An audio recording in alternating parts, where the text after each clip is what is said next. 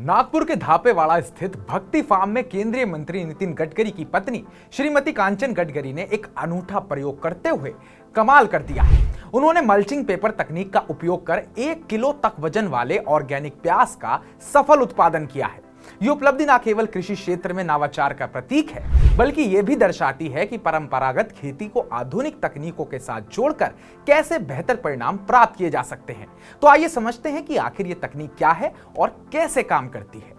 Mulching paper तकनीक एक ऐसी विधि है जिसमें मिट्टी को प्लास्टिक या बायोडिग्रेडेबल पेपर की परत से ढक दिया जाता है। यह तकनीक मिट्टी की नमी को संरक्षित करती है, खरपतवार को नियंत्रित करती है, मिट्टी के तापमान को संतुलित रखती है और पौधों को कीटों से बचाती है।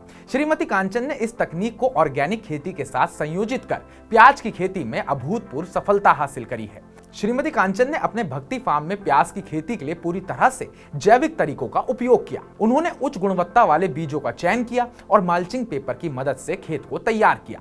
इस तकनीक ने न केवल मिट्टी की उर्वरकता को बनाए रखा, बल्कि पानी की खपत को भी कम कर दिया। नियमित देखभाल, जैविक खाद का उपयोग और समय पर सिंचाई के साथ उनके प्याज ने असाधारण वृद्धि दिखाई। परिणाम स्वरूप 1 किलो तक वजन वाले प्याज का उत्पादन संभव हुआ, जो सामान्य प्याज के आकार से कहीं ज्यादा है। श्रीमती कांचन गडकरी का यह प्रयोग न केवल पर्यावरण के अनुकूल है, बल्कि यह किसानों के लिए भी एक प्रेरणा है।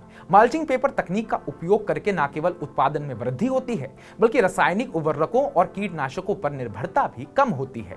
यह तकनीक छोटे और मध्यम स्तर के किसानों के लिए लागत प्रभावी और टिकाऊ साबित हो सकती है। श्रीमती कांचन की इस उपलब्धि ने स्थानीय किसानों और कृषि विशेषज्ञों का ध्यान आकर्षित किया है।